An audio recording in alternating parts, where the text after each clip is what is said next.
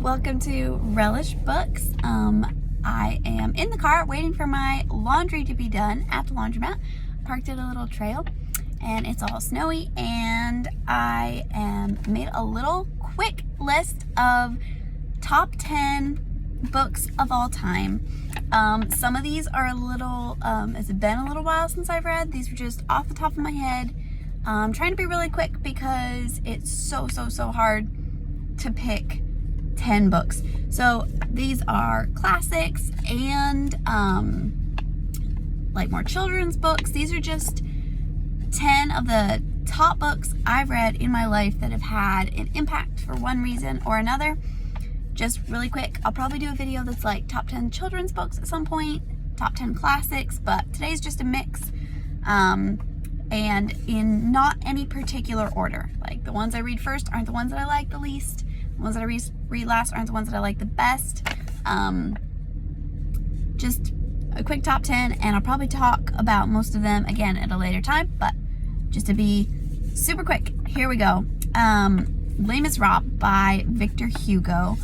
One of the most moving stories ever written, has such a huge scope of redemption. It's ultimately just a story of redemption. Super powerful. One of the greatest stories ever.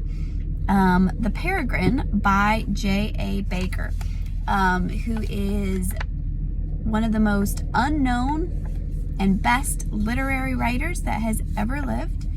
He, his passion was peregrine falcons, but his writing was revolutionary and incredible.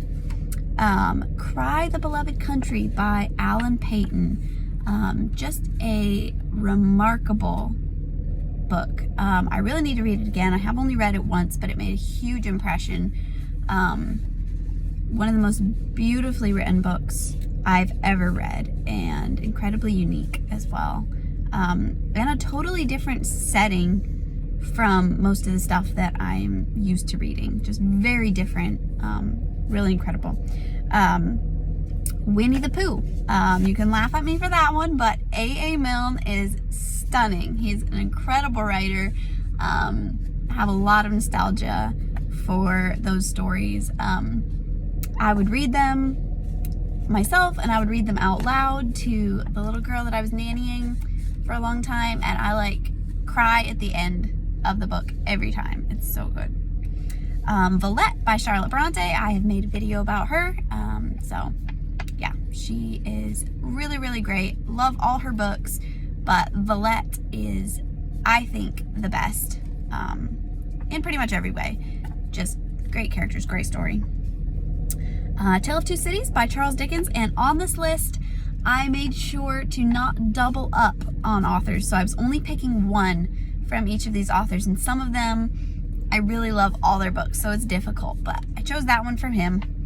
The Book Thief by Marcus Zusak. I will definitely do a video on that at some point.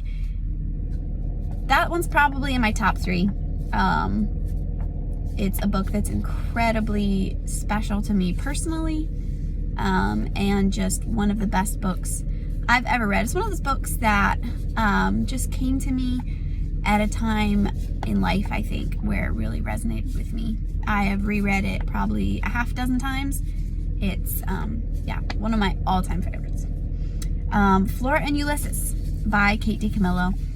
Another of my absolute favorites. Very different. I think the humor and just the dry wit of her writing. She's my favorite children's author. She is incredible.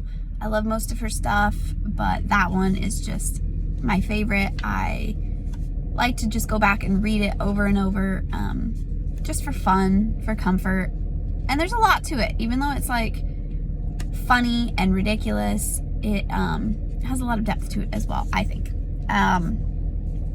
Dandelion Wine by Ray Bradbury. Again, I feel like this would have to be in my top 3, but it's so hard to choose. Absolutely stunning. Ray Bradbury's best work, I believe. He's normally known as like a science fiction and horror writer, But this one is totally different from any of his other writing. It's amazing, incredible. I will make a video about that too at some point. And then the last one that I have on here is a bit of a cheat.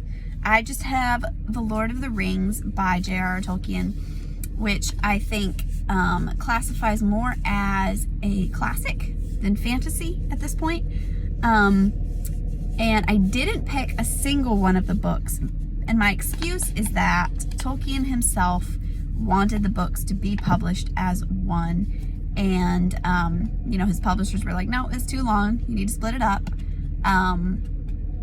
So I just picked it as one. If I had to pick one of the three, it would probably be The Fellowship of the Ring, just because that one has so many special moments. It's like very nostalgic, the whole beginning and everything, but it's very hard because some of the greater moments come in the later books. But it's really, really just one book, so I just put it down as one.